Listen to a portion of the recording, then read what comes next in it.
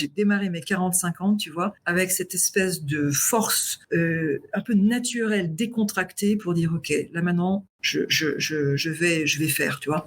Les femmes à 45 ans, il y a un moment où il y a aussi une petite conversation avec leur conjoint qui se passe, conjoint ou conjointe, qui se passe sur leur propre trajectoire, ce qu'elles ont envie de faire. Il y a souvent des envies qui arrivent quand on a 45 ans. Et ça, il faut les exprimer. Donc, moi, je l'ai fait. J'ai dit, j'irai aux États-Unis, j'y suis allée 2 fois. Ouais, mais mes journées sont pas assez longues. C'est ça le plus dur, c'est choisir tous les jours ce que je fais pas, en fait. Parce que j'ai tellement envie de faire deux choses. J'ai été chassée. Aucun des chasseurs ne m'a jamais fait la remarque sur mon âge, à part un, qui était une d'ailleurs, une anglaise, qui m'a dit, bon, alors là, vraiment, vous avez quoi? Vous avez 50, j'ai 57, j'avais 56 à l'époque, c'était l'année dernière. Donc, bon, votre carrière est plutôt derrière vous, donc comment vous voyez la fin? Et je crois que pour une des premières fois, j'étais bouche bée. Je dis, mais de quoi elle me parle? Il faut pas avoir peur. Tu vois, quand t'as 50 ans, 49, 50, de changer de job, d'environnement, il faut pas avoir peur. 50 ans, en fait, tu sais tellement de choses. J'embauche des seniors qui sont stables. Donc, il y a une stabilité et il y a une fiabilité. C'est des gens fiables.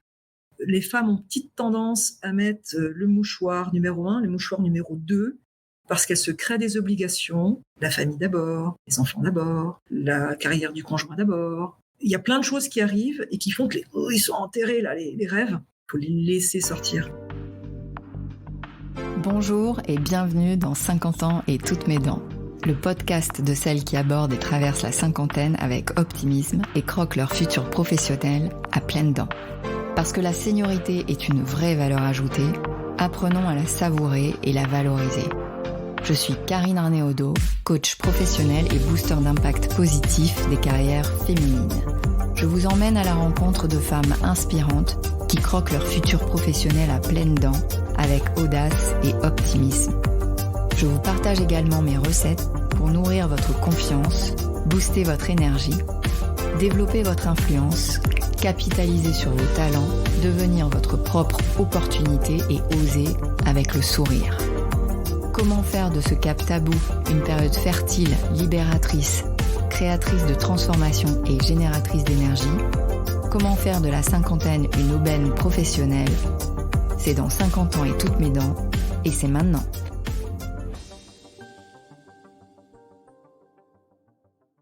Aujourd'hui, je reçois Valérie Thomassin, garçon manqué, mère de 3 enfants et caméléon.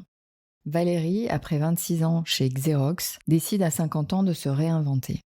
Aujourd'hui, CMO de Cégide, à 57 ans, elle s'éclate. Dans cet épisode, on découvre une femme résiliente, performante et généreuse. Elle se livre sur 2 périodes de rupture qui ont marqué sa vie. À 40 ans, un 3e enfant qui naît différente lui apprend à prioriser ses essentiels. À 50 ans, une révolution pro et perso où elle change tout. De pays, de job, de secteur, mais pas de mari. À la cinquantaine, Valérie n'a plus peur, parce qu'elle s'est capitalisée sur qui elle est. Elle se confronte au monde et nourrit ses rêves afin de faire de sa vie un réel terrain de jeu. Avec Valérie, nous avons échangé sur comment stopper le faire plaisir, gérer son perfectionnisme, se décomplexer. Elle nous partage également ses conseils pour booster sa 2e partie de carrière et réussir son jump en C-level. Ça passe par ne pas s'auto-freiner, anticiper et se challenger et pas trop se prendre la tête. Son carburant, l'émerveillement. Donc bonjour Valérie, je suis ravie de t'accueillir aujourd'hui pour ce nouvel épisode de 50 ans et toutes mes dents. Et déjà avant de commencer, je voulais remercier une personne qui t'est chère, je sais, et qui nous a mis en lien, c'est ta sœur, Annick Villeneuve, que j'ai eu le plaisir de coacher et aussi d'interviewer, et qui donc, à la dernière question, quelle dirigeante inspirante tu me recommanderais d'inviter, m'a suggéré de t'inviter. Donc voilà, donc Annick, si tu nous écoutes, je te salue. Donc bienvenue Valérie. Peut-être pour commencer, souvent ce que je fais, c'est que je demande à l'invité d'expliquer un peu son parcours. Et là, je me suis dit que c'était moi qui allait expliquer un peu ton parcours parce que c'est un parcours, il y a le mot fidèle qui est venu, c'est-à-dire il y a un côté linéaire et fidèle Donc tu fais l'EDEC et puis après tu rentres chez Xerox en stage, si je ne m'abuse, pour 6 mois et tu y restes 26 ans. Alors qu'est-ce que tu en as appris? Qu'est-ce que tu as envie de nous dire de ces 26 ans de fidélité à cette boîte? Bonjour Karine, bonjour à toutes et à tous. Il paraît qu'il y a des hommes qui Ouais, écoutent il y a aussi, des hommes qui donc écoutent. top. Écoute, merci de m'avoir invité. Merci à Annick, merci à Sophie aussi, j'en profite, mes deux sœurs que j'adore. Écoute, oui, je rentre à l'EDEC. J'étais EDEC et puis Xerox pour apprendre la vente parce que c'est bien connu dans les écoles de commerce, on n'apprend pas la vente. Donc, dit tiens, si j'allais apprendre la vente, donc j'y restais 6 mois et c'est pas 6 ans, c'est 26 ans où j'y suis restée parce que j'ai juste adoré ce moment et je me suis retrouvée dans une boîte incroyable. Alors c'était plus dur sur la fin, mais toutes ces premières années ont été incroyables et j'y suis restée pour y faire 10 ans de vente, principalement en France. Et puis ensuite, j'ai fait 15 ans, 16 ans de marketing. Et là où je suis partie à l'étranger, et j'ai fait 15 ans à l'étranger pour Xerox, principalement aux États-Unis et en Angleterre, où j'ai fait des allers-retours entre les deux. Voilà, donc je me suis bien amusée. Et c'est vrai que c'était à la fois rectiligne, mais aussi changeant, parce que j'ai quand même changé de job, de patron, de pays plusieurs fois, d'environnement complet, et l'entreprise en même temps bougeait beaucoup. Hmm. Et donc, comment ça se passe? Tu me disais, quand on avait préparé l'interview, tu divisais en fait jusqu'à la cinquantaine, on y reviendra évidemment, puisque c'est ça qui nous intéresse particulièrement, mais en 10 ans, des cycles un peu de 10 ans. Donc, tu disais 20 ans, je suis pas mal dans ma peau, mais je me cherche. 30 ans, c'est l'assertivité. Donc toi, tu as 3 enfants. Donc entre 20 et 40, comment ça se passe? Comment tu appréhendes en fait ta vie, ta carrière? Comment ça se déroule? Bah, écoute, de manière relativement classique, entre guillemets, donc, alors classique, quand tu rentres dans une grande école, c'est pour en faire quelque chose en général. C'est pas toujours le cas, mais bon, il y a quand même une espèce de, t'es dans la seringue, tu vois. Donc déjà, j'ai eu la chance d'avoir une éducation comme mes sœurs, que j'appelle une éducation de garçon, c'est-à-dire une éducation où c'est pas parce qu'on était 3 filles qu'il y a des choses qui devaient pas s'imposer d'elles-mêmes. Bien sûr que l'indépendance financière était de mise, bien sûr que l'indépendance sentimentale, émotionnelle, physique, n'en parlons même pas, était de mise. Donc les questions de l'ordre de mais je suis une fille, qu'est-ce que je fais, ne se posaient pas, mais vraiment pas. Mes parents nous ont éduqués comme ça.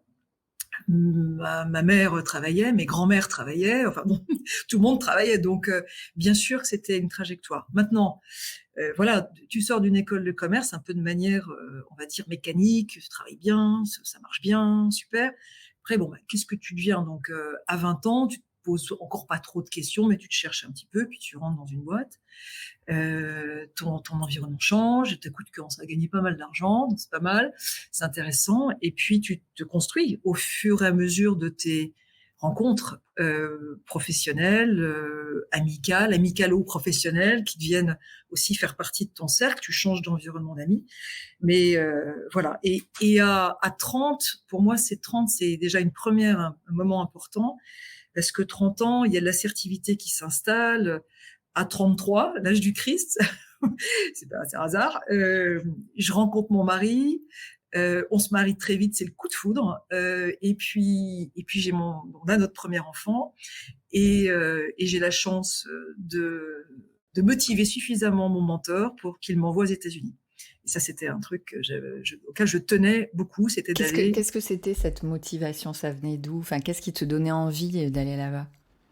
Écoute, je crois que c'est une attirance que j'avais, qui était à la fois en style de vie, avec à la fois de la méfiance et de l'attirance quand même, qui s'est confirmée d'ailleurs en y vivant quand même pas mal d'années, et puis l'envie d'aller tester. Tu vois, dans le business, les Américains ont quand même imposé beaucoup de choses, ont quand même été précurseurs dans de très nombreux domaines, qu'ils soient dans le management, dans les thought leadership, dans l'innovation, et d'aller vraiment voir si c'était vrai, tu vois, et d'aller se confronter à ça. Et je suis revenue d'ailleurs avec une idée très partagée de ça, en disant ah oui, c'est très impressionnant cette puissance, parce que c'est vraiment de la puissance d'intégration, d'assimilation et de drive en fait, d'implémentation. Quand il y a un truc qui est décidé, c'est une chose incroyable de voir une machine américaine se mettre en route, que ça soit dans le domaine du business, dans le domaine associatif ou dans le domaine médical qu'on a bien vécu de près.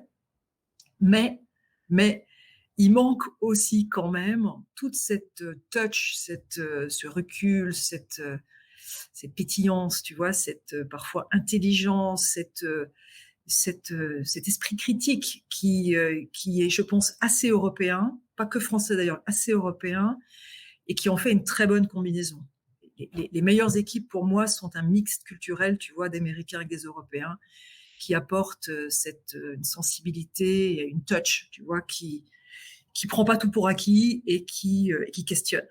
Alors voilà, il y a des forces et des faiblesses dans les deux, mais une très bonne combinaison. En tout cas, je suis revenue avec beaucoup de choses que j'ai appris là-bas et aussi une prise de recul et une confirmation de ce que je voyais en Europe et qui me semblait aussi super fort, super bon.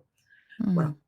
Donc 33 ans, méga année avec plein de projets aussi bien perso que pro. Donc tu pars aux États-Unis, tu as cette carrière comme ça florissante et puis en accélération. Et puis tu m'as partagé que à 40 ans, tu as un troisième enfant et là il y a quelque chose qui bascule, en tout cas qui change, puisque c'est une fille qui naît différente. Et qu'est-ce que ça a changé dans ta vie? Alors écoute, déjà un troisième enfant, ça fait une famille plus grande. Hein. Faut changer de voiture en général. Mais au-delà de ça, donc là on est aux États-Unis, on a déjà fait un aller-retour en Angleterre, on est revenu aux États-Unis. Et effectivement, notre troisième enfant naît, j'ai 40 ans. Elle naît déjà, on est à 2 doigts de la perdre, donc ça fait déjà, tu vois, quand tu es si proche d'une bascule, c'est terrible. Et puis le diagnostic, donc elle est sauvée grâce à l'hôpital américain, donc aux États-Unis à côté de chez nous où j'avais accouché. Et puis après il y a un long moment de doute, on ne sait pas ce qu'elle a, on ne sait pas si en fait on va retrouver notre fille le lendemain matin. Et le diagnostic est finalement posé. Donc, elle est différente. Elle n'est pas comme nos autres enfants. Elle n'est pas classique. Elle n'est pas dans le mainstream. Elle aura une série de problèmes, plus ou moins gros, qui seront là toute la vie, qui seront là avec nous toute notre vie, et qui fait que va falloir composer avec ça. Et ce que ça a changé, si tu veux, au-delà du bouleversement personnel que ça mène, c'est que et donc la redéfinition d'une dynamique familiale et d'une relation avec mon mari, avec Antoine, c'est l'impact sur le travail aussi, curieusement. Donc personnellement, évidemment, ça nous a renforcés comme jamais. Tu sais, les stats sont assez clairs. Hein. Les familles qui ont des enfants qui naissent un peu différemment ou avec des difficultés majeures, les couples explosent. 75% des cas. 70-75, tu vois. Les 25% autres, je pense qu'ils sont indestructibles. Donc, c'est notre cas. On est indestructible. Parce qu'une fois que tu as passé ça, tu peux tout affronter ou presque. Et donc, ça change cette dynamique personnelle, ça change une dynamique pour les grands aussi, hein, pour les 2 grands enfants aussi. Hein, c'est pas neutre pour eux. Et maintenant, ils ont ça aussi dans leur vie. Et ça change le travail. Parce que dans le travail, en fait, ça remet les choses au clair. Déjà, la dynamique rectiligne, successful, tu vois, dans laquelle j'étais, elle dit quoi? Elle dit, bon, ok, c'est top, mais est-ce que c'est si important que ça, finalement? Tu vois, il y a des choses tellement importantes à côté. Donc ça donne un petit coup de réveil. Et 2, ça te donne une énorme prise de distance avec ce qui se passe dans ton travail.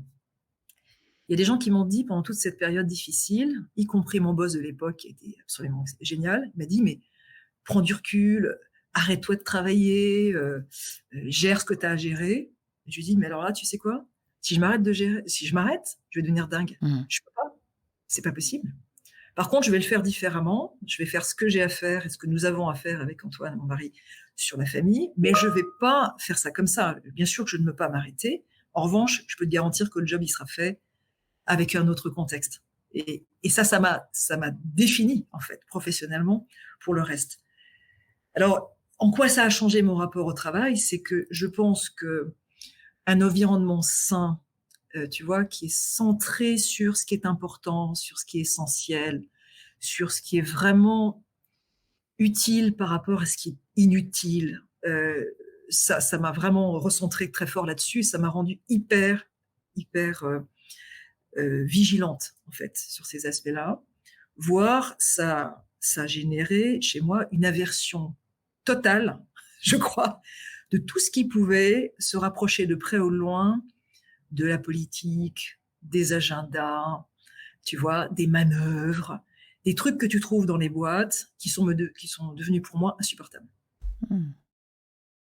Donc ce que j'entends, c'est, à la fois, bon, il y a une rupture, Oui, et qui peut te mettre aussi, parce que juste avant, ce que j'entends, c'est que tout est parfait dans une certaine mesure, une certaine ouais. idée de la Mmh. perfection, et que là, cette rupture, elle te fait toucher ton impuissance, et Oui. ça, à gérer, c'est difficile.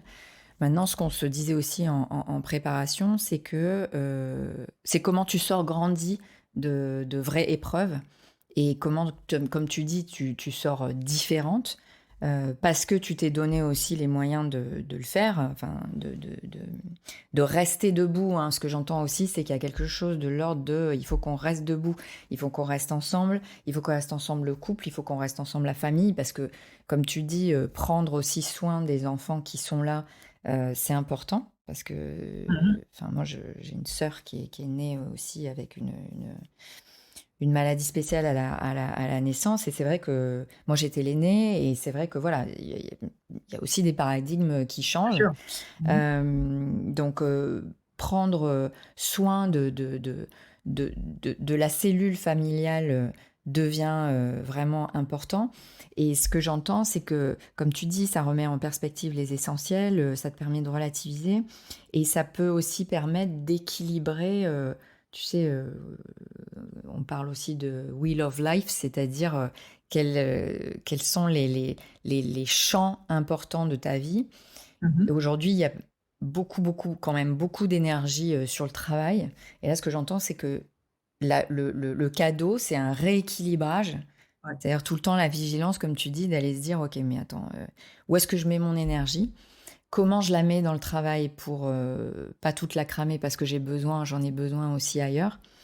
Et, et bon, ce que j'entends aussi, c'est, quand tu me dis: «J'ai une aversion aux politiques», je pourrais imaginer que, l'aversion, c'est sur le superficiel, ou C'est c'est... ça. Mmh. Oui, ou c'est sur des jeux, tu vois, qui tournent autour de ce qui est essentiel, d'avoir une transparence sur ce qu'on a à dire, sur les désaccords, sur tout ça. C'est tellement futile, tu vois? C'est tellement futile, tellement, inapproprié, en fait. Tu vois? C'est devenu inapproprié pour moi, complètement inapproprié. Mmh. Et ça s'est traduit comment? Ça s'est traduit par, je crois, un usage que j'ai fait de manière beaucoup plus systématique du feedback. C'est-à-dire que quand il y a un truc qui ne va pas, alors j'y vais tout de suite, Mmh. tu vois? J'y vais toujours. Alors j'ai appris ça aussi, à mettre avec les formes, on réduit l'émotion, on passe une nuit dessus. Mon mari me dit: «Ouais, t'énerve pas là, réfléchis un peu, passe une nuit dessus, ça va toujours mieux le lendemain». Parce que ça monte un peu fort dans les tours, toujours avec tempéré sur les faits, mais aller au feedback pour aller essayer de décoincer des situations qui sont du coup déviantes par rapport à mon style et ma nécessité de fonctionner, tu vois, de manière optimale, et de le faire toujours avec le bon temps, mais de le faire. Et ça m'a généré des gros feedbacks que j'ai fait dans la foulée, avec deux trois boss notamment. C'est plus dur encore quand tu le fais, Bien en haut, sûr. hein. Quand tu le fais en parallèle avec tes collègues, c'est facile en bas avec tes équipes, c'est déjà un peu plus difficile en parallèle avec tes pairs, et c'est encore plus dur quand tu vas en haut, hein, voire 2 coups au-dessus, hein. Mais ça m'a donné une espèce de liberté pour le faire, tu vois? Et après, il y avait 2 cas de figure. Soit le feedback, il était reçu et les choses changeaient, ou je lui disais: «OK, ça change pas, c'est pas grave, on va faire autre chose. Je contournais le truc et soit je disais, ok, là je sors, c'est trop toxique, ça m'emmerde. En fait. Je sors et je vais aller faire autre chose. Je vais aller faire autre chose et suffisamment, si tu veux, de network, de liens, etc., pour aller faire autre chose. Mais déjà, ce que j'entends, c'est que, tu sais, expression, c'est sortir la pression. Donc déjà, rien que de le mettre dans le champ, toi, ça veut dire que, voilà, tu le mets en co-responsabilité. Tu te portes plus le monkey et Ouais. tu te fais le truc, la rumination, etc. Déjà, tu le poses. Après, tu n'es pas 100% responsable de comment ça va être accueilli. Mais déjà, toi, tu as sorti... Tu l'as Exactement. sorti. Et après, tu es plus légère, comme tu dis. Hein. Il y a cette idée, quand tu disais, moi j'aime l'indépendance, pour moi l'indépendance, il y a une notion de légèreté, c'est-à-dire tu te débarrasses de choses qui sont un peu trop lourdes. Ouais. Alors, et donc, tu vois, ça a structuré les 40-50, globalement, ça a beaucoup structuré. Et j'ai développé donc cette espèce de liberté qui est aussi due à mon mari. Hein. Parce que, au-delà de l'expérience dont on vient de parler, personnelle et familiale, il y a la personne à côté de toi va aider à faire ça. Que ce soit ton mari, ta femme, ça va aider. Parce que ça va aider à libérer. Et du coup, j'ai démarré mes 45 ans, tu vois, avec cette espèce de force un peu naturelle, décontractée pour dire, OK, là maintenant, je vais faire, tu vois. J'ai plus rien à prouver grand chose à qui que ce soit. Maintenant, je vais faire et je vais décider et je vais aller faire le feedback. Ça fonctionne, super. Fonctionne pas. Oh là là, on va tourner autour. Et puis quand ça ira pas, je partirai. Voilà. Et justement, tu me disais que... Donc, tu as eu 2 années, pas décisives, mais en tout cas les années les plus intenses, tu me disais c'est 33 et 51. Et donc, puisque notre sujet c'est la cinquantaine, qu'est-ce qui se passe aux 50 ans? Puisque tu me dis 50 ans, c'est branle-bas de combat. Oui, c'est complètement bras-le-bas de combat complet parce que tu vois ces situations dont on vient de parler là-bas, tu arrives à les réguler, puis au bout d'un moment ça passe plus. Ça passe plus. La boîte Xerox en l'occurrence était en transformation majeure et là on n'arrivait plus. J'arrivais plus. Tu vois, j'arrivais plus à avoir l'impact, à trouver le cadre, etc. Et j'ai dit ok, j'arrête. Ça, c'est bon là, j'arrête. 26 ans, hein, donc c'est bon, j'arrête là. Et là, tu as J'arrête. quel âge quand tu dis j'arrête? Écoute, ça s'est fait donc en 2 temps. J'ai dit, avec mon mari, on s'est dit, OK, retour en France. J'ai 48 ans. On arrête les 15 ans d'expatriation. On surprend tout le monde d'ailleurs en disant, en fait, 1, on va rentrer. Ah bon 2, c'est pas à Paris. Bon, alors bon. On a hésité entre Barcelone et une autre capitale européenne, mais on sera à Lyon parce qu'en fait, on aime bien Lyon. Puis il nous fallait un peu d'infrastructure hospitalière aussi. Et puis, donc, ça se fait plutôt aux alentours, tu vois, de 48. Et puis, le glas est sonné à 50. Et à 50, je dis, OK, les gars, je pars. Et là, on me dit, non, non, non, non. J'ai dit, si, si, ça va se faire, là. Je vous garantis, ça va se faire. Et là, je me mets en... Donc là... Alors déjà, qu'est-ce qui a... Tu dis, hein, il y a des choses qui commencent à vraiment me monter et que je supporte plus. Mais qu'est-ce qui a nourri cette réflexion et cette envie de quitter déjà l'expatriation? Parce que ça peut paraître difficile. Hein. Moi, je connais beaucoup d'expatriés qui me disent, mais en fait, la difficulté, ça va être de rentrer. Si je dois rentrer, je ne vais surtout pas rentrer. Donc là, j'entends que c'est différent. Et qu'est-ce qui a nourri cette envie? Donc, je vais te dire, il y a 2 choses. La première, c'est l'expatriation. On était des vrais expatriés, c'est-à-dire financés par l'entreprise. Et quand tu es financé par l'entreprise, il y a un lien, tu vois, Ouais, qui fait qu'il y a une dépendance financière. Et avec mon mari, on a dit, c'est quoi là? Ça va, c'est bon. Je ne veux plus être dépendante financière. Et je me suis jamais posé la question, parce que tous les 3 ans, c'est remis en œuvre. Hein. Tu sais, c'est remis en... Alors 2 ans, 3 ans, la boîte va bien, la boîte va pas bien. Et j'ai jamais eu ce problème. Mais au bout d'un moment, tu te dis, bon, ça va, c'est bon. Je ne veux pas être dépendante. Ça. Donc, on s'est réunis, on s'est dit, tiens, on reste en Angleterre. Est-ce qu'on se... Donc là, tu étais en Angleterre à ce moment-là? Encore en Angleterre à ce moment-là. Donc, on était rentré des États-Unis pour la 2e fois. Donc, 2e fois en Angleterre. On localise en Angleterre. Oui, non, non, oui. C'était très bien pour les enfants. Ils étaient dans des super écoles. Blanche était, la petite dernière était dans une école top. Très inclusif comme culture, les Anglais. Très, très inclusif. Très intéressant comme culture. Bon, nous, on adore. Donc, on fait partie des Français qui adorent l'Angleterre. Et en fait, on s'est pas mis d'accord financièrement. Et donc, ok, allez, on rentre. Mon mari, entre-temps, me dit, bah, tu sais quoi, du coup, moi, je vais reprendre aussi un job. Bonne idée. Ah bah, super. Parce que ce que j'ai pas dit dans l'histoire, c'est que mon mari, il me suivait comme ça depuis 15 ans, mon cher mari. Et qui m'a laissé faire et qui a encadré toute notre famille pour nous permettre familialement de vivre cette aventure. Mais c'était quand même mon job en prums. Donc, on rentre et je me dis, bon, c'est bien aussi peut-être de rééquilibrer pour Antoine, de refaire ça un peu, tu vois, c'est pour donner aussi dans le couple, faire en sorte que. Et donc ça, c'était une première tu vois, truc. Et le deuxième, c'est que la boîte, elle s'est séparée en deux. Et j'ai passé du coup 1 an à splitter mon équipe. J'avais une équipe de 135 personnes en disant, tu vas à droite, tu vas à gauche, tu vas nulle part, il faut que tu quittes l'entreprise.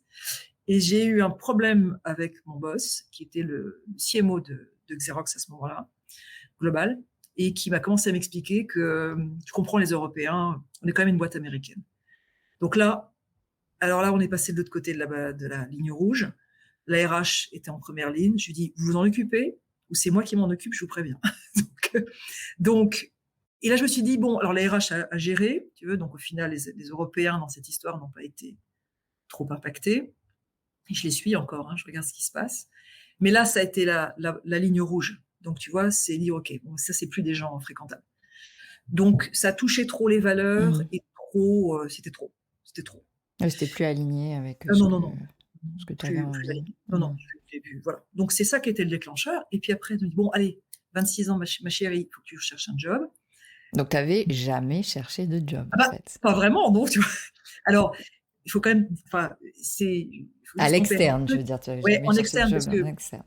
pour faire tout ça, là, il y a quand même 2-3 trucs à mettre en œuvre Oui, interne. deux, trois stratégies d'influence à mettre en Voilà, place. c'est ça. Ça n'arrive pas quand même tout seul, hein, et qu'on se trompe pas. Nous sommes bien acteurs, actrices Du de changement. notre développement et du changement. Personne ne le fait si on se le prend pas en charge nous-mêmes. Hein, ça c'est. Après, il y a des gens qui facilitent, qui aident, qui ont des idées, des gens géniaux, mais c'est quand même toi qui es acteur. Hein. Donc oui, donc faut se trouver un job. Et là, je prépare ma campagne, super organisée.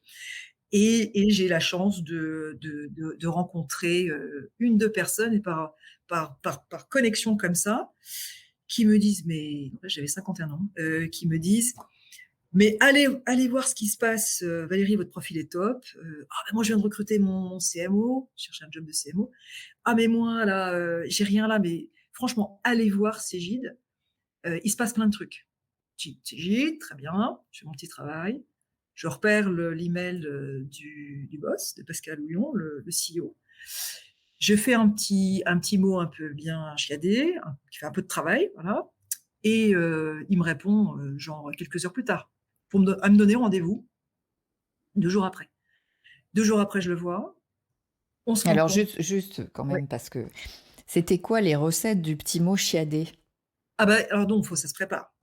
Donc déjà, avant de me retrouver en position d'aller attaquer les boîtes, quand tu cherches un job, que tu es, je pense, 30, 40, 50 ans, peu importe, c'est bien comprendre qui est ta cible, ce que tu veux, ce que tu aimerais, la cible. Et moi, j'ai ciblé des jobs et des boîtes, c'est-à-dire des entreprises pour lesquelles j'avais une perception de boîtes dans lesquelles je pourrais m'exprimer. Elles n'avaient pas grand-chose avec ce que l'environnement d'où je venais. Hein. Là, je ciblais Biomérieux, c'est simple, c'était à Lyon, j'avais un peu marre des voyages. Hein. Donc, Biomérieux à Lyon, qui est une top boîte en B2B, et puis Cégide, boîte de soft. Très bien. Donc, c'était pas le secteur que tu ciblais, c'était quoi? C'était les valeurs, c'était quoi?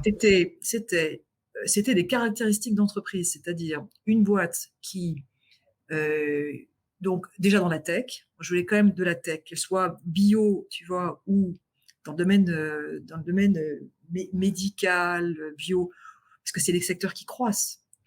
Et la tech, ça déjà, si tu dis, tu prends un secteur, ça croît, c'est quand même pas une mauvaise idée. Donc tu sécurises par rapport à... Oui, et puis c'est simple, hein, tu sais, tu as des agendas de croissance, donc tu as des agendas de développement, d'équipe, d'expertise. Premier truc. Deuxième truc, la boîte a été rachetée par un fonds d'investissement. Moi, j'ai fait de l'international, j'ai fait de la tech, pas complètement dans le truc, mais je connais bien les produits, je fais de l'innovation, j'ai vécu aux États-Unis, c'est des fonds américains. En général, ça cale, ça correspond. Et puis 3, je me renseigne sur le PDG. Je dis d'où il vient, qu'est-ce qu'il fait, qu'est-ce qu'il a fait. Il vient des US, super. Je vois avec qui il est connecté sur LinkedIn. C'est intéressant, il est connecté avec des gens avec lesquels je suis connectée. Je découvre ses centres d'intérêt quand je vois avec qui il est connecté. Et donc, je fais ça. Et puis après, j'étudie un peu sur ce que je trouve sur le site web et sur quelques publications de presse, etc. Et je dis, à mon avis, vous avez besoin de moi. C'est ça que j'ai écrit. Donc, ce que j'entends, c'est d'abord, tu poses, toi, en termes de sécurité, ce que tu as besoin, parce qu'il y a peut-être des personnes qui se fichent complètement de savoir si le secteur est portant ou pas. Hein. Toi, tu avais besoin de ça, de te dire, OK, moi, si je me projette là-dessus, je sais que on est en croissance. Et je dirais pas sécurité, Karine. Je dirais propension à ce qu'il se passe quelque chose et que j'ai un impact. Ouais. C'était pas de la sécurité, c'est parce que c'est de la croissance. Donc là, forcément, un métier comme le mien est forcément regardé. Forcément. Tu Donc, vois, alors, je vais fine-tuner, sécurité d'avoir un budget. Ah bah C'est voilà. ça que j'entends. C'est-à-dire Voilà. de te dire, OK, je vais pas avoir trois clopinettes, c'est porteur, donc je peux m'éclater avec ça. Et ensuite, ce que j'entends, c'est que tu vas spotter les points communs. C'est-à-dire, tu vas chercher, OK, qu'est-ce qu'on a en commun? Et ça, c'est hyper important. Et même, alors pour faire un mail, effectivement, pour recruter, mais même si demain, tu rencontres quelqu'un, c'est par là qu'il est important d'aller le chercher. C'est qu'est-ce qu'on a fait comme école, ou où est-ce qu'on a vécu, c'est quoi nos points communs. Donc, c'est ça que j'entends que tu es allé regarder pour avoir une accroche, Oui. un hameçon. Et puis des hypothèses. J'ai émis des hypothèses. Si vous en êtes là, c'est qu'il y a forcément ça qui est en train de se passer. Donc, tu amènes de la valeur ajoutée, là. Ah bah oui, c'est-à-dire que tu proposes un angle, tu vois, qui a une chance de marcher. Ça marche pas toujours, en fait. L'objectif, c'est d'avoir l'entretien. C'est ça l'objectif, c'est pas de convaincre sur tout. L'objectif, c'est d'éveiller suffisamment la curiosité pour avoir une accroche. Donc en fait, tu fais quoi? Tu fais ta proposition de valeur, la tienne, avec ce que tu penses sont les pains, c'est la proposition de valeur ça, Ouais, les de la douleurs. boîte, les points de douleur et les gains, ce qui leur intérêt, que tu imagines avec un bon match. C'est ça ta proposition de valeur et qui au passage est différenciante par rapport à d'autres potentiels candidats. Mais je savais même pas si il cherchait quelqu'un. Je savais pas. Ah oui, toi, tu y es allé from scratch. Ah, j'y suis allée comme ça. D'accord. J'ai une autre stratégie sur Biomérieux. Biomérieux, c'était différent. J'avais une introduction. Donc, j'avais une introduction, c'était plus facile. Et donc, ça s'est enclenché différemment, tu vois. Mais bon, après, tu cherches un job et puis tu y vas. Et après, donc on a tilté, ça collait super bien. J'ai été embauchée en 10 jours. Super rapide. Alors que tu savais même pas s'ils cherchaient quelqu'un. Je savais pas. Non, je savais pas. Et ils cherchaient quelqu'un ou ils ont créé un peu? Ils cherchaient quelqu'un. D'accord. Sur Biomérieux, ils étaient en train de réfléchir à créer un job. Parce que tu fais ça aussi quand tu arrives avec ça. Parce que les gens, c'est faux. Tu as des boîtes qui sont pas très innovantes et pas très créatives, qui vont aller chercher l'ersatz dans le concurrent d'à côté. Et tu as des boîtes qui sont suffisamment malines, qui voient des talents passer avec des caractéristiques, des skill sets, et qui se disent, oh là là, mais c'est vachement intéressant ça. Et je pense, j'ai un besoin par là, je l'ai pas formalisé, j'ai pas fait un job encore. Mais ça m'intéresse d'avoir un talent comme ça. Qu'est-ce qu'on pourrait faire avec cette ce talent-là? Moi, c'est m'est arrivé d'avoir un job qui était construit autour de moi chez Xerox. Et donc, et c'est ce que moi je fais quand je recrute les gens, je réfléchis à ça et je réfléchis à la trajectoire. Je réfléchis toujours au job d'après, toujours, y compris les quinquas que j'embauche, parce que j'en embauche, des hommes comme des femmes. Bien sûr, il faut embaucher des quinquas, c'est évident. Donc là, tu rentres dans cette boîte, tu as 50, 51, c'est ça? 51, ouais, 51, et donc, parce qu'aujourd'hui tu as 57, qu'est-ce qui se passe? Ah ben, il se passe que je m'éclate. Je continue à m'éclater, j'adore cette boîte. En fait, j'adore cette boîte. On n'est pas amoureux des solutions de gestion, tu vois, ni des yaourts, mais on tombe amoureux d'un environnement, d'un projet entreprise, d'une équipe de collègues, d'équipes de gens qu'on manage, d'équipes qu'on construit, et puis enfin, surtout de projets, tu vois, de projets.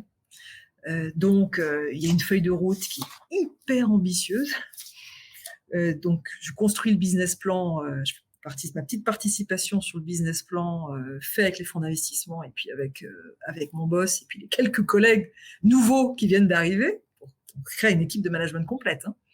Donc là, on est en 2017 et puis notre boss, Pascal, nous dit « Allez, on va doubler le chiffre d'affaires. » Alors, il ne le dit pas comme ça, mais on construit un truc, on double le chiffre d'affaires. Je reviens, je dis « On va doubler le chiffre d'affaires ? Comment on va faire ça ?» C'est énorme de doubler le chiffre d'affaires en 4 ans, tu vois. Eh ben, non seulement on l'a fait, mais là, on est parti pour le redoubler. Et on est bien parti pour. Donc c'est ça qui se passe, tu vois. C'est quelque chose d'enthousiasmant, de prenant. Alors, on a plein de problèmes, de trucs qui marchent pas aussi bien qu'on le souhaiterait. Mais c'est la vie, ça. C'est la vie, comme la vie personnelle, la vie d'entreprise aussi. Il y a des tas de trucs qui marchent pas. Mais bon, voilà, ça fait partie du lot. Il y a tellement d'autres choses qui marchent super bien et un cadre sur lequel on peut s'exprimer que c'est génial. Et là, mon besoin d'indépendance, tu vois, il est très fort. Il est très fort et il s'exprime super bien. J'ai la chance d'avoir un boss comme ça. Je pense que c'est aussi pour ça que j'ai pris ce job-là et que j'y reste. C'est que j'ai ce cadre. Alors, indépendance, ça veut pas dire que tu fais ce que tu veux. Hein. C'est pas ça. Hein. On est bien clair sur les objectifs. Les métriques sont super claires. On se voit régulièrement, on dit ce qui va pas, mais je peux faire ce que j'ai à faire pour atteindre ces objectifs. Oui, il y a de l'autonomie et pas de l'infantilisation. Oula, oui. Ok. Quand tu repenses à ça, alors quand tu repenses du coup au global hein, jusqu'à aujourd'hui, qu'est-ce qui a été le plus difficile?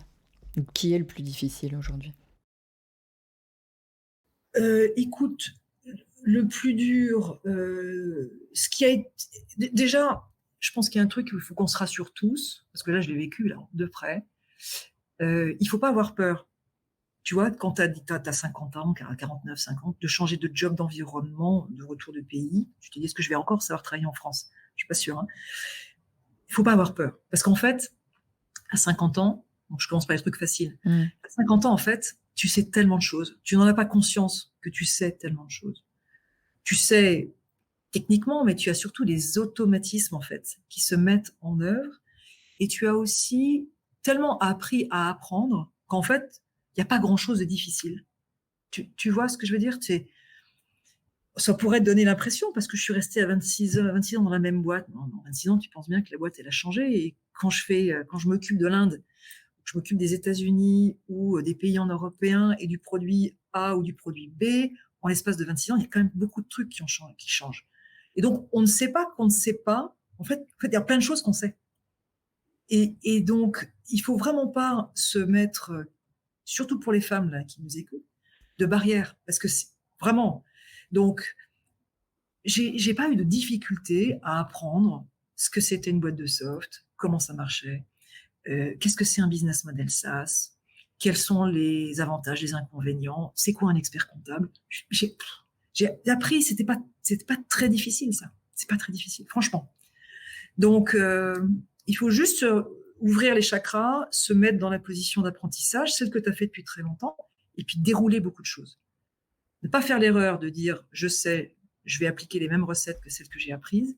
Surtout pas faire ça, mais surtout laisser dérouler et puis prendre et redonner en fonction de ce que tu trouves. Ce qui est difficile, ce qui a été difficile chez Xerox, c'est d'être dans des environnements toxiques où tu voyais pas le bout. Ça, c'était difficile. C'est quand même une boîte dure, hein. C'est une boîte très masculine, culture un peu dure, hein. Sympa mais dure, tu vois. Donc, il y a eu des moments où je me suis retrouvée dans des trucs où je me suis extraite, hein, pour faire notre discussion tout à l'heure. Mais parfois, tu te dis, bon, avec le recul, j'aurais dû m'extraire de ça plus vite, plus rapidement. Bon, j'ai laissé des toxines, là, j'aurais pu les économiser à faire autre chose. Chez Cegid, il n'y a rien de vraiment très difficile. Bien sûr que c'est un niveau d'exigence. Tu as envie de faire plein de trucs. Moi, mais mes journées sont pas assez longues. C'est ça le plus dur, c'est choisir tous les jours ce que je fais pas, en fait. Parce que j'ai tellement envie de faire de choses, tu vois. Donc, on bosse beaucoup avec mon équipe pour bien s'organiser entre nous. On décide les blind spots, c'est ceux qu'on ne va pas faire. On fera plus tard. De laisser, il y a des choses où je laisse. Enfin, j'ai appris ça, 50 ans.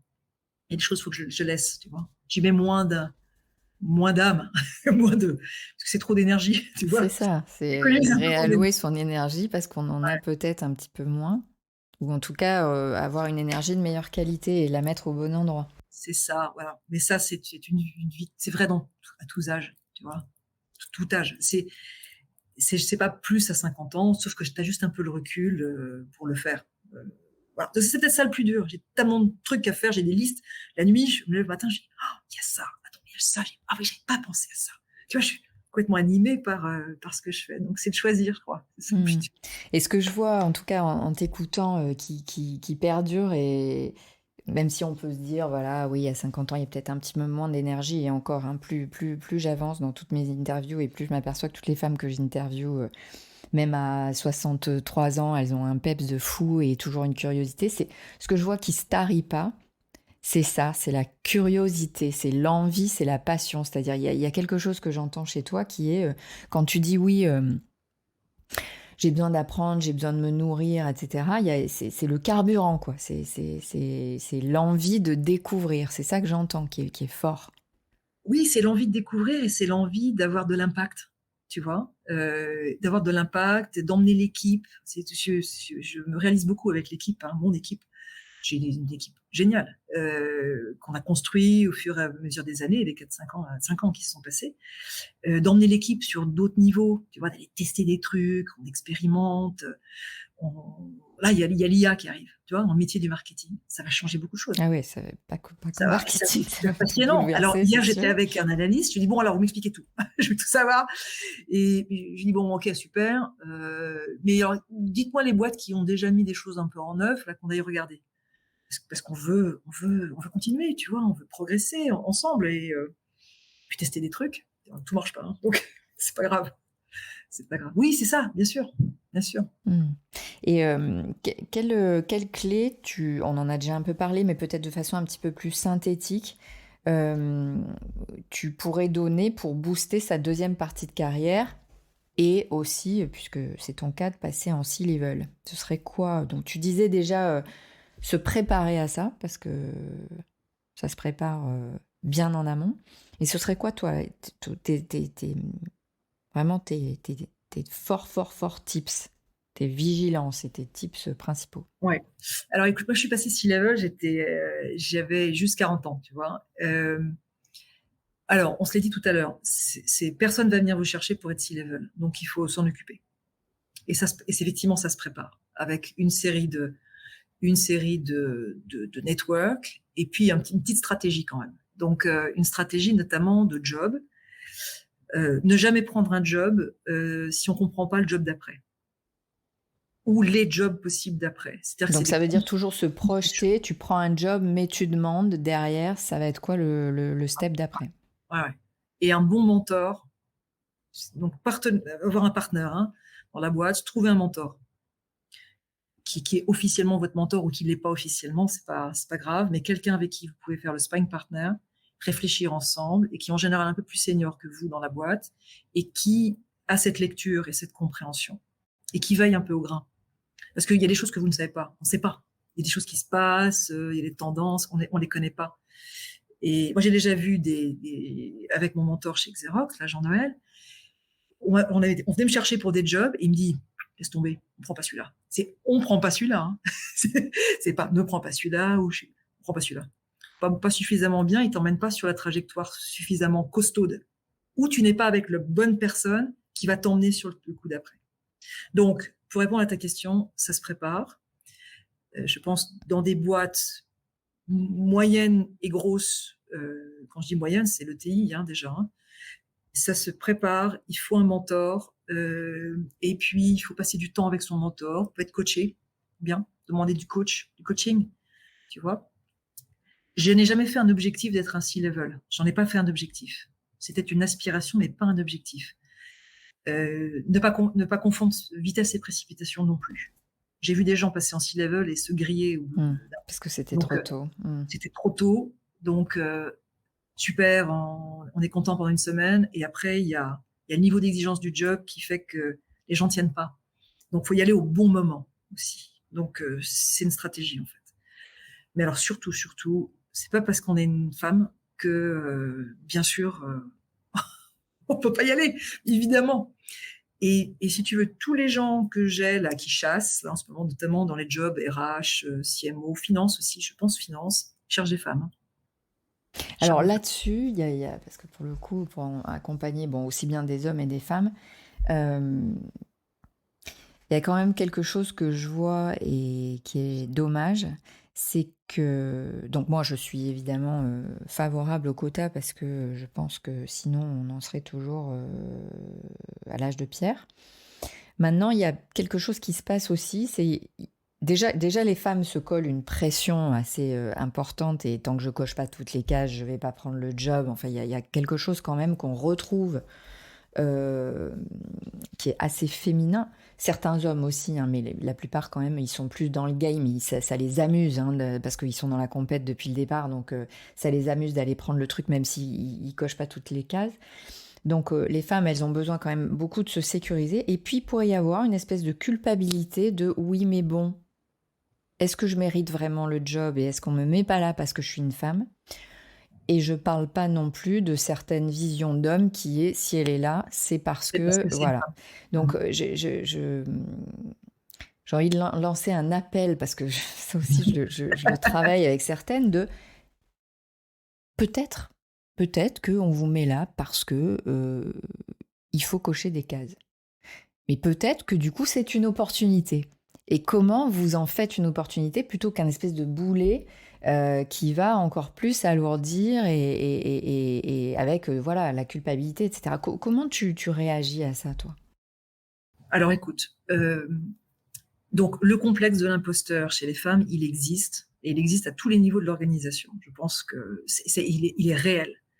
Et il a, comme tu le dis, des raisons culturelles, des raisons émotionnelles, presque d'ADN, en fait. C'est complètement incroyable. J'ai encore des candidates, là, tu vois, j'ai rencontré des candidates. Il y en a, j'aime bien, tu vois, laisser réfléchir les candidats ou candidates. Il se trouve que c'était des femmes, là, qui postulaient sur un job dans ma première ligne. Et il y en a une des deux qui est parvenue de manière très, très forte. Et je lui dis, vous sous-estimez. Elle doit avoir, je sais pas exactement quel âge elle a, tu sais, mais elle doit être dans les 47, 48, trucs comme ça. Vous vous sous-estimez. Vous mettez un frein toute seule. Elle me dit, oh, comment vous savez? Ça se voit. Ça se voit. Donc, il y a des côtés culturels. Et oui, il faut aller décoincer ça. Une femme, elle a besoin d'être super sécurisée, de cocher toutes les cases pour se dire, OK, là, vraiment, je le mérite. Et là, vraiment, tu sais quoi, je vais le réussir, ce job. Parce que c'est ce qui fait peur aux femmes, c'est de pas le réussir. Tu vois? Comme si elles étaient porteuses d'une espèce de mission de je suis une femme, je suis une des seules. Donc, il faut que je. Mais non, porteuse de mission de rien, de rien. On y va. Et bien sûr, tu as raison, Karine. Et s'il y avait eu un quota et un petit coup de pouce, et alors? Et alors? Tu sais quoi? La bonne nouvelle, c'est que ça veut dire qu'elles vont être positionnées pour être en réussite. Donc, et alors? C'est pas grave. Peu importe les raisons. Il y a plein de raisons. Je viens des États-Unis, moi, où il y avait des quotas, tu vois, très prescriptifs. Les hispanos, les blacks, les femmes, c'était, tu vois, afro-américains, c'était vachement fort. Bah, et alors? C'était une culture décomplexée vis-à-vis de ça, et puis ça fonctionnait. Voilà, c'est tout. Il faut pas en plus se rajouter cette dose de culpabilité. Donc, mais peut-être qu'on m'a mis là, en fait, parce que je suis une femme. Ouais, on a changé quand même, hein. Hmm. Ouais, donc c'est Et important vraiment de se décomplexer par rapport à ça et puis d'éviter de se coller un truc supplémentaire oui, de c'est bon. pression. C'est bon, on s'en met déjà suffisamment là. Hmm. Oh, et puis, on se détend là. On se Et, détend. ça, tu me disais ça aussi, hein. Il y a peut-être une des clés en général, c'est de pas trop se prendre la tête. Non, alors ça, moi, j'en suis convaincue, tu vois. Il faut 50 ans là, tu déroules. Ça va, c'est bon là. Les choses ont été prouvées, reprouvées, re-reprouvées. Faut y aller là, tranquille, assez décontracté, vigilante sur les fondamentaux, toujours. Hein, moi, les miens, c'est l'exigence dans un climat de bienveillance. C'est fondamental. S'il y a un truc qui change autour de moi, ben, on en a dit, on en a parlé. Je vais le réguler et si j'arrive pas à le réguler, je fais intervenir. Si j'arrive vraiment pas, ben, j'en sors. Hein, et voilà. Vigilance là-dessus, mais laissez faire là. Voilà. Et tu me disais aussi que donc toi tu continues à être chassée, donc je rappelle que tu as 57 ans. Ouais. C'est important de le dire hein, parce que on entend aussi le contraire et bien sûr. Mais donc tu es très chassée et tu me disais que les dernières fois où tu as été chassée, il y a un chasseur qui t'a dit mais Jean, vous avez 57 ans, mais quand est-ce que vous allez vous arrêter? Alors écoute, moi je suis dans une boîte de tech et puis je suis chez Cégide qui est hyper visible parce on est sur un truc phénoménal, ce qu'on est en train de faire. Donc les boîtes de tech, elles ont vécu des levées de fonds complètement incroyables. Tu vois, en 2022, c'était toujours 13 milliards, alors qu'en 21, c'était 11 et 20, c'était 5. Tu vois, 5, 11, 13. Donc, autant dire que tout ça, ça a mis beaucoup de tension sur les jobs, globalement les jobs de marketing, de dev et de vendeurs, de commerciaux. Et donc, du coup, il y a eu une espèce d'excitation générale pour aller chasser. Donc, mes collaborateurs sont chassés, mais alors, étaient chassés beaucoup. J'avais mes plateaux là, de marketing, là, et je crois qu'ils passaient de 1 à 1 à 1. On en rigolait tellement c'était énorme. Et alors, la question, c'est après, moi aussi, j'étais chassée. J'étais chassée donc, par des Anglais et par des Français. Et donc, c'était du genre une fois par semaine. Hein. Enfin, c'était fou. Et je faisais l'effort de prendre les calls en disant, et en les provenant, je voulais pas faire perdre le temps aux gens, en disant, je ne vais pas partir de CJ, mais je veux bien qu'on se parle. Et j'avais 2 objectifs en se parlant. C'est un, tu prends la température du marché, toujours ce qui se passe, ce que font souvent les concurrents qui manquent d'imagination et qui vont donc essayer de chercher chez nous. 2, tu te rends compte un peu des salaires, aussi c'est important pour mes collaborateurs. Et puis 3, j'orientais les jobs sur mes copains ou mes copines. Parce qu'il y a des gens que je connais qui cherchent des jobs. Donc, tu vois, ah ben, vous devriez appeler, Et aucun des chasseurs ne m'a jamais fait la remarque sur mon âge, à part un, qui était une d'ailleurs, une Anglaise, qui m'a dit, bon, alors là, vraiment, vous avez quoi? Vous avez 50, j'ai 57, j'avais 56 à l'époque, c'était l'année dernière. Donc, bon, votre carrière est plutôt derrière vous, donc comment vous voyez la fin? Et je crois que pour une des premières fois, j'étais bouche bée. Je dis, de quoi elle me parle? De quoi elle me parle? J'ai dit, ah bon, vous voyez ça comme ça? Vous voyez que c'est la fin? J'ai dit, c'est une plaisanterie. Les autres chasseurs me disent, bon, alors, on reste en contact, hein, merci de votre aide, parce que je les embarque sur d'autres gens. Et puis, on reste en contact, hein. Je vous rappelle dans combien de temps, là, tous les ans, ça serait bien qu'on fasse un point, mais sinon, 2-3 ans, hein, ça va. Donc là, je suis à 60, hein, dans 2-3 ans. Mmh. Tu vois? Et il y en a aucun, à part cette personne-là, qui me fait bienvenue dans la pré-retraite. Jamais. Et à quoi c'est dû ça d'après toi? Pour toi, hein, je veux dire, parce que tu parles pour toi. Alors, écoute, j'ai une activité sur LinkedIn qui est assez intense, parce qu'elle est bien dense. C'est mon job, tu vois, c'est mon job. Donc, 1 puis 2, j'ai plaisir à le faire, en plus. Donc, se rendre visible sur les réseaux. Rendre visible, déjà, oui, c'est un peu le Mmh. minimum syndical, il faut quand même un peu se rendre visible. 2, l'entretien se passe toujours avec un niveau d'énergie très fort. Très fort. Et on l'entend hein, que tu es hyper oui, mais énergisée. je te parlerai pareil, il y a un recruteur qui chasse. Et c'est une question de posture et d'énergie, c'est tout. Parce que tu sais bien, il y a peut-être 10% de contenu, il y a 80-90% d'impression générale. En disant, mais elle a la force, c'est où elle va, elle a de l'énergie, en revente. C'est ça que les gens retiennent, finalement. Ils retiennent ça. Et puis en plus, tu leur rends service, parce que tu leur donnes quelques petits noms. Donc, quand ils recherchent des jobs, il faut qu'ils viennent avec des noms et des gens avec qui ils rentrent en contact et qui eux-mêmes les aident. Tu les aides, en fait. Ils sont contents. Et quand on discutait, tu me disais que toi aussi, tu recrutais des seniors et donc on regardait, ok, parce que bon, c'est quand même difficile pour la plupart des gens à partir d'un certain âge de trouver des jobs. Et donc, c'est bon de rappeler que la seniorité a une vraie valeur ajoutée et quelle est cette valeur ajoutée. Et donc, on me disait, il y a déjà l'expérience qui fait que tu es beaucoup plus fast, c'est-à-dire tu es beaucoup plus rapide, beaucoup plus sharp, puisque tu sais faire. Il y a aussi, c'est important quand même de le poser, c'est-à-dire que tu n'auras plus d'ennui de garde, de maternité, quelque part, pour les femmes, puisque ça, c'est derrière. Donc, ça aussi, c'est un point positif. Ce sont des personnes qui sont loyales. C'est-à-dire qu'il y a peut-être moins de move tous les 2 ans que quand tu as 30-40, où là, tu es en exploration permanente et que la moindre opportunité, puisque tu te dis, tu es tranquille pour derrière, tu la saisis. Donc, il y a quand même des choses à highlighter et à faire comprendre aux boîtes que c'est puissant, et je pèse mon mot, d'avoir des seniors. Qu'est-ce que tu en penses ? Écoute, je l'ai évoqué tout à l'heure, hein, j'embauche des seniors, hein, ce qu'on appelle des seniors. J'ai l'impression de voir des grabataires quand on parle de seniors. Ouais. Tu vois, j'entendais encore ce matin sur France Inter, on parlait de seniors. J'ai dit, c'est quoi senior ? C'est à quel âge senior ? Ou plutôt, c'est dans quel mindset t'es senior ? Tu vois, c'est étrange. Pour moi, c'est étrange. Donc, nous, on en embauche chez Cégide, bien sûr. Je rajouterais 2 choses, c'est qu'ils sont stables. Donc, il y a une stabilité et il y a une fiabilité. C'est des gens fiables, tu vois, très fiables. Parce qu'ils ont vécu aussi plein de choses avant et puis ils savent reconnaître aussi les boîtes, tu vois, qui sont bien, celles qui sont moins bien.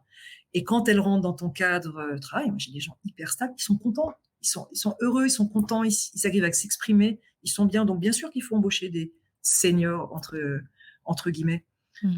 Nous, en tout cas, je peux te dire qu'on le fait. Et bien sûr, on ne fait pas que ça. Évidemment, on a aussi plein de jeunes femmes aussi beaucoup dans le marketing. J'ai plus de femmes que d'hommes d'ailleurs.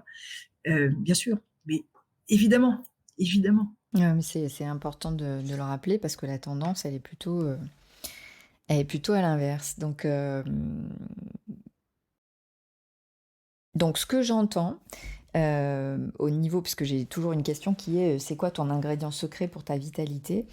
Donc c'est ce que tu as dit, hein, c'est voilà, être en ligne avec ses valeurs, ou en tout cas remettre du sens, savoir pourquoi tu te lèves le matin, être en ligne avec ses valeurs, ses convictions, être aussi en ligne avec ses ambitions, hein, on est aussi sur le sens. Et puis tu disais aussi rire.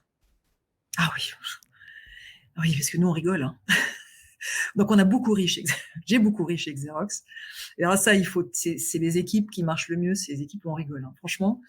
Parce que le rire a plein de vertus. J'ai fait un post, là, j'ai trouvé une étude sur le rire. J'ai fait un post sur LinkedIn. J'ai eu plein de likes parce que les gens connectent avec ça. C'est un environnement. On peut faire des choses très sérieuses, mais vraiment très importantes et très sérieuses, en riant, en étant détendu. Et donc, nous, on le fait. Alors, c'est pour une culture de boîte particulière, mais dans mon équipe, on rigole, quoi. Et il faut rire. Il faut rire. On peut rire de beaucoup de choses. Et c'est tellement plus sympa et ça a tellement de vertus. C'est tellement de temps au travail, hein. Ça a tellement de vertus. Et puis, on décoince des situations, souvent par le rire. Tu vois, voilà, aujourd'hui, là, t'as pas l'air en grande forme, là. Bon, là, il faut te prendre un deuxième café, ou alors, et vas-y, raconte. Et hop, ça. Je lui dis, mais en fait, ce qui s'est passé, ça. Mais tu t'es coincé le doigt dans un truc, là, ça n'a pas l'air d'aller du tout, là. Puis, hop, un petit truc, tu vois, ou bien des fous rires. On se prend des fous rires, hein, vraiment. Ouais, donc ça revient avec cette notion de pas trop se prendre la tête, pas trop se prendre au sérieux, et puis de légèreté, arriver à mettre de la légèreté, hein, plutôt que... Oui. Et Dieu sait qu'on fait des trucs durs. Hein. C'est des trucs importants où on a de l'impact. Donc, c'est pas du tout contradictoire. Je pense surtout que c'est même partie de la secret sauce. Je t'avais demandé quelle femme de 50 ans et plus t'inspirait, et tu m'as parlé de Anne Mulcahy. Qu'est-ce que tu voudrais m'en dire ? Anne Mulcahy, elle est très inspirante. Elle n'est pas très connue, notamment en Europe. Elle est très connue aux États-Unis. Ça a été la CEO de Xerox il y a une dizaine d'années. Elle a pris le job. Elle avait peut-être une petite cinquantaine, genre 48, 49, un truc comme ça. Forbes elle a fait le titre de Forbes en disant accidental CEO. Elle devait pas être le CEO de la boîte. Et à ce moment-là, je te parle des années 2000, là, la boîte était en perdition. On était à ça du chapter 11, c'est-à-dire de la banqueroute, hein, de la faillite. La boîte était vraiment très très mal. Et elle était la HR. Elle n'a pas du tout fait des écoles de business. Elle n'a pas fait Yale, elle n'a pas fait Harvard, rien du tout, tout ça. Elle avait un diplôme d'anglais. Elle était une vendeuse à toute l'origine de chez Xerox. Elle est montée la hiérarchie. Elle était HR et c'est elle qui est montée au créneau en disant, moi, cette boîte, j'y crois, je l'aime et je vais m'en occuper. Et le board lui a fait confiance. Elle est devenue chief of staff et CEO et entrée au chairman board. Et elle a fait le turnaround de la boîte. Et rien ne l'a prédestinée à ça, ni ses études, ni sa trajectoire, rien. Il n'y a pas une HR normalement qui prend la tête d'une Fortune 500 qui va couler. Ça n'existe pas normalement. Le même Forbes, quelques années plus tard, a dit qu'elle était la cinquième femme la plus puissante du monde. Et parce que je l'ai côtoyée, hein. J'étais aux États-Unis à ce moment-là, parlé 2 fois. Elle est super, un leadership, un charisme incroyable. Pareil, exigence, mais avec de la bienveillance, sympa. On rigolait le rire aussi, beaucoup le rire, des contractions, sharp et exigeante, mais un très bon équilibre franchement, qui m'a beaucoup inspirée. Elle m'a toujours inspiré le respect et vraiment de l'admiration, parce que ce qu'elle a fait était quand même incroyable. Et donc, elle a embarqué une équipe. Elle a fait des trucs durs, hein. Il a fallu se séparer de 25 000 personnes. Hein. C'est pas facile de faire ça. Hein. Xerox est une brand iconique, hein, aux États-Unis. Hein. C'est comme on Xerox quelque chose. Hein. C'est comme frigo. Hein. C'est très très fort. Et on a fait une équipe. On était très très soudés autour d'elle et elle nous a emmenés. Voilà. Donc voilà, très inspirante. Sous son leadership, on est devenu un cas d'Harvard, hein, d'ailleurs. Le cas du truc qui, normalement, part dans le mur et qui se réinvente et qui repart sur autre chose. C'est elle qui l'a fait, avec son équipe. Donc, très inspirante.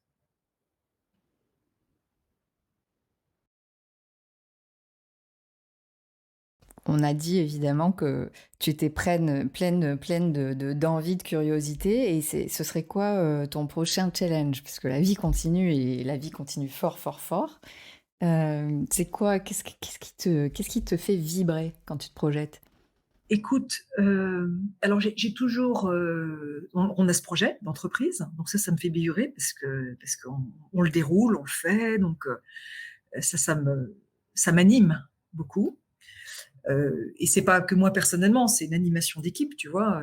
Donc ça m'anime, ça me fait vibrer toujours et encore. Le prochain challenge sera certainement, je pense, de continuer à redonner, parce qu'on n'en a pas parlé de ça, mais à 50 ans, tu donnes aussi, tu redonnes beaucoup de choses. Donc, ça s'est traduit pour moi de plusieurs aspects. D'un côté personnel, c'est toujours beaucoup sur l'association de parents, de la différence de notre fille. On s'est beaucoup mobilisé avec mon mari, nos autres enfants, mes sœurs, mes belles-sœurs, les cousins, les cousines, les gosses. C'est devenu presque un truc de grande famille élargie. Donc, on continue à redonner et à aider les familles qui sont comme nous, qui ont eu le choc du diagnostic et qui vivent avec ça. C'est aussi aider les autres. Ça fait 1 an et presque et demi que nous avons 2 réfugiés ukrainiens à la maison. Et ça, on avait besoin de le faire. Olga et son fils sont à la maison. Les grands étant partis, on a de la place. J'ai à mon mari Antoine, on a loupé la Syrienne, on a loupé les Afghanes. Je te garantis qu'on fait les Ukrainiens, mais évidemment qu'on fait les Ukrainiens. Donc voilà, redonner, tu vois, sur le côté perso. Et sur le côté pro, c'est passer plus de temps avec les gens, essayer de transmettre. Avec mon boss et mon collègue de la R&D, on a eu l'opportunité de rentrer à Station F. Station F, c'est un des gros incubateurs des startups. On a fait ça il y a 2 ans. Et on l'a pas fait à moitié. Hein. On a doublé notre surface et ça ne nous rapporte rien, si tu veux. C'est redonner à l'écosystème tech. Redonner à des startups qu'on accompagne. J'ai dans mes collaborateurs des mentors. On fait des masterclass sessions sur le pricing, sur les propositions de valeur. On redonne à la communauté tech, tu vois, et aider des startups qui sont en général des jeunes pour les aider, parce qu'on pense qu'on a un rôle à jouer là-dedans, tu vois. Et il est pas mercantile du tout. On donne, voilà, on redonne. Donc continue à faire ça. Donc, c'est redonner, tu vois, et je me vois bien prendre un peu de temps, je trouve du temps, pour devenir administratrice, tu vois, et participer à des boards pour donner un petit peu de guidance, voire mettre un peu d'argent dans des boîtes aussi, et participer à leur board et donner ce coup de main, ce recul, que ce soit l'international, business model SaaS, boîte de soft. J'ai une grosse expertise à la fois marketing, mais sales aussi. Donc, c'est ça mon prochain challenge, tu vois, c'est passer aussi à un côté plus administratrice dans des boîtes. Il faut que je m'en occupe, je m'en suis pas occupée encore. Quel serait le conseil que tu donnerais à la Valérie de 45 ans? Écoute, je crois que je changerai pas grand-chose. Peut-être juste sortir des situations toxiques un peu plus vite, tu vois, parce que finalement, tu peux vite te raconter des histoires en disant mais tu comprends, ça va s'arranger. En fait, ton intuition te dit que ça va pas le faire, ça va pas le faire. Donc autant sortir tout de suite. Oui, en Gagne du anglais, tu sais, temps. on dit when there is a doubt, there is no doubt. Exactly. Donc tu vois, sortir peut-être un petit peu plus vite des situations un peu toxiques. Voilà, le faire plus vite. Je changerais pas grand-chose. Je changerais pas grand-chose. J'ai pas eu du tout ce cas-là, mais je sais, je sens, je vois aussi autour de moi. Les femmes à 45 ans, il y a un moment où il y a aussi une petite conversation avec leur conjoint qui se passe, conjoint ou conjointe, hein, qui se passe sur leur propre trajectoire, ce qu'elles ont envie de faire. Il y a souvent des envies qui arrivent quand on a 45 ans. Je le vois dans mes copines, autour de moi, et ça, il faut les exprimer. Donc, moi, je l'ai fait, hein, j'ai dit j'irai aux États-Unis, j'y suis allée 2 fois. Hein. Parce que j'ai considéré que la première fois, c'était pas assez. Donc tu vois, je l'ai fait, mais vraiment, il faut le faire. Il faut le faire. Il faut bien ajuster avec son conjoint, conjointe, pour être sûr qu'il y ait bien le cadre pour le faire. Et j'ai jamais eu ce problème-là, parce que j'ai un mari génial, mais je donnerais ce conseil-là. Hmm. Et voilà, bien réguler ça, pas mettre ça sous le paquet, là. Laisser sortir l'envie, la laisser sortir et après se donner les moyens. Puis parfois, bah, c'est compliqué, parfois c'est plus dur, mais laisser sortir, quoi. Ouais, s'écouter et se faire écouter. Voilà, exactement. Et à la question de ton mantra, je trouvais ça super beau. Donc, qu'est-ce que tu veux nous partager par rapport à qu'est-ce qui t'inspire et ce serait quoi ton mantra? J'ai beaucoup réfléchi à cette question, j'en avais plusieurs. Mais en fait, celui que j'aime, un de ceux que j'aime le plus, c'est celui de Jean-Louis Etienne, fameux explorateur, qui est une personnalité extraordinaire. C'est un homme gentil déjà, vraiment, qui est superbe et puis qui a fait des choses totalement incroyables. Hein. Jean-Louis, il était tourneur-fraiseur quand il était jeune, parce qu'en fait, il était dyslexique. Et après, quand ils ont compris ça, il s'est mis à faire des maths, etc. Il est devenu médecin, chirurgien. On se dit, bon, bah voilà, ça y est. Non, non, après il a dit, non, en fait, mon truc, c'est explorateur. Il s'est fait embarquer par Tabarly, il était le médecin à bord des expéditions de Tabarly, et puis après, il a dit, je fais ce que j'ai fait en Antarctique, etc. Et du haut de ses 75 ans, il n'a jamais changé à quelque chose qui est de laisser, il dit, laisser remonter à la surface les rêves. Il faut les laisser monter, là. Il faut les laisser remonter, ces rêves. Donc, il faut se les autoriser. Donc, j'aime bien ça. Et je pense surtout, les femmes ont petite tendance à mettre le mouchoir numéro 1, le mouchoir numéro 2, parce qu'elles se créent des obligations. La famille d'abord, les enfants d'abord, la carrière du conjoint d'abord. Il y a plein de choses qui arrivent et qui font que ils sont enterrés, là, les rêves. Il faut les laisser sortir. Il y a un temps pour tout, mais il faut juste pas les oublier. Oui, ça Juste pas les... rejoint ce que tu disais juste avant, c'est-à-dire s'écouter et se faire écouter plutôt que d'être dans le fait plaisir et d'être dans le besoin des autres. C'est Voilà, comment... il faut équilibrer ça. Et ce Jean-Louis Etienne qu'on adore, il fait une nouvelle aventure, ça s'appelle Polarpod. Je t'engage à la regarder, c'est génial. Et tu vois, plutôt que de sponsoriser de la Formule 1 ou des trucs de golf, machin, on sponsorise ça. Parce que ça, c'est incroyable ce qu'il fait. Bon, regarde, j'en dis rien, je fais dot, dot, dot. Regardez ce qu'il Le fait. C'est ça teasing. super. Et nous, on s'est dit avec mon boss, c'est génial ce qu'il fait. À 75 ans, c'est ça? À 75 ans. Il est top. Et son ex-femme, Elsa, que j'aime beaucoup aussi, qui l'accompagne dans tous ses défis, est là à ses côtés et elle est autant embarquée que lui. Alors, elle sera pas sur le PolarPod, mais à côté, c'est une cheville ouvrière très, très importante. Voilà, laisser surfacer ses rêves, laisser remonter. Donc pour prolonger la discussion sur comment faire de la cinquantaine une aubaine professionnelle, quelle dirigeante inspirante tu me recommanderais d'inviter pour ce podcast? Alors, écoute, il y a plein de femmes super, vraiment. J'ai pensé à 2 personnes. J'ai pensé à Valérie, une autre Valérie Ruschini, qui est cofondatrice de Bismart, la télé. Donc une femme de médias. Et monter une télé quand tu as plus de 50 ans, c'est pas tous les jours. Et elle a monté ça avec Pierre Friedrich, que j'aime beaucoup, et Stéphane Soumier, que l'on connaît beaucoup. Et comme dit Stéphane, c'est une start-up de vieux.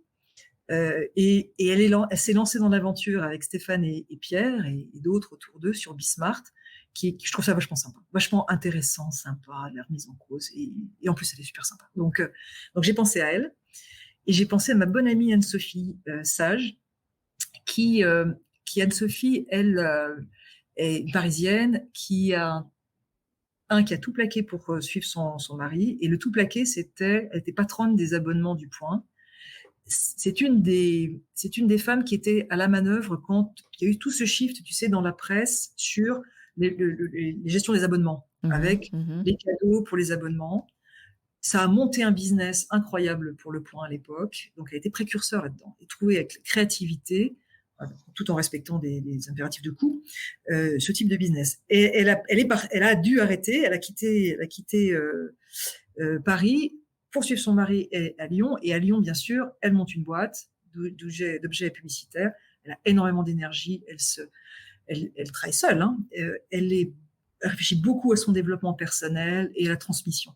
Que ce soit des alternants, des stagiaires, elle en veut passer pas mal. Et elle a beaucoup d'énergie aussi. Elle est très intéressante, Anne-Sophie. Voilà, que je te recommande. Bon, tu as déjà une de mes deux sœurs, peut-être un jour mon autre sœur, c'est aussi possible, qui a aussi un parcours vachement intéressant, notamment du côté culturel. Tu décideras. Okay. Merci beaucoup en tout cas pour ces noms-là que j'irai contacter de ta part. Et merci vraiment pour ta lumière. C'est-à-dire, il y a moi ce que je retiens chez toi, c'est ta solarité. Il y a quelque chose de hyper rayonnant et je pense que ça s'entend sans te voir, puisque là on ne fait que t'entendre. Mais déjà rien qu'au son, ça réchauffe et ça dynamise. Donc merci beaucoup pour avoir accepté cette invitation. Merci Valérie. Merci beaucoup Karine. À bientôt. J'espère que vous avez pris autant de plaisir à écouter cet épisode de 50 ans et toutes mes dents que j'ai eu à le concocter pour vous. N'hésitez pas à nous soutenir en mettant 5 étoiles et un commentaire sur votre plateforme d'écoute préférée. Je vous dis